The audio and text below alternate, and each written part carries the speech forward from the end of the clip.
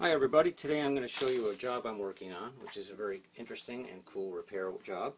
I'm repairing the second headstock brake on a vintage 1967 Gibson 355.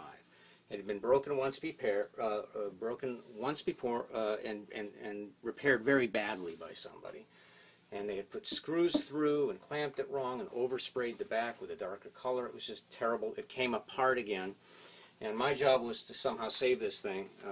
It took me about a day to go in with little micro chisels and dental tools like this. And I scraped away all the old glue so that the wood would be together again, nice and clean. And I got a great bond. You can see that the old repair had oversprayed a darker sort of wine color. A lot of repair guys will put splints. They'll route these big pieces of wood in there and think that that'll hold it better, or they'll use screws. Bad, bad, bad.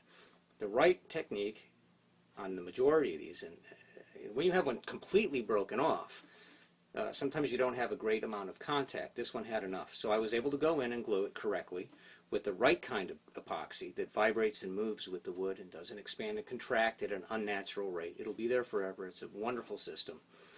And I was able to skim it around and really get a nice reflection, and it feels natural. You'd never know it was broken by touch.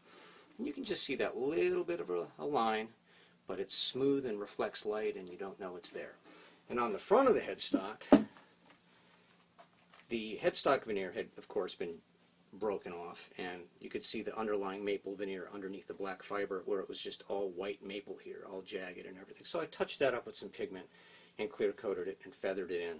So I didn't really modify the original finish in any way. I just cleaned it up a bit. Okay? There's two kinds of tuners. These are the original Clousons. They don't work so well, so we're replacing them with exact replacements, right down to the tuner holes, the screws, everything. These are just a straight shaft with a tuner bushing.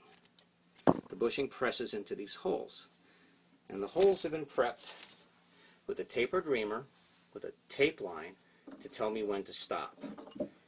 Okay, there's another kind of tuning machine that has a nut that screws down into it that requires a larger hole. And modifying this vintage guitar to use those would have been a mistake, so I found exact reproductions.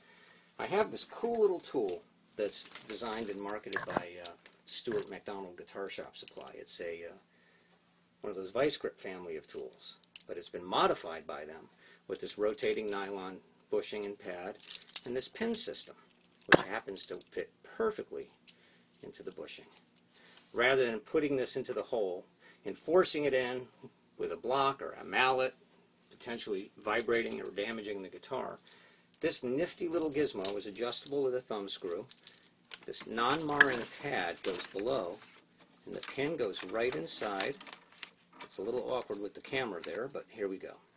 And you just squeeze, and it goes right in place. It's miraculous, it's gentle, it doesn't hurt the guitar, and that's pretty much it. And at that point, I can just install the tuning machines, screw them in place from behind, and we're done. And we haven't modified the guitar in any substantial way, and the parts we're using are respectful and authentic and correct and require no extra drilling anywhere to install them. So we basically saved the life of this guitar, and that's that. I just wanted to share it with you. Headstock repairs are very complicated to do correctly. There's a lot of guys out there who will just squirt glue in there and clamp them and charge you $100.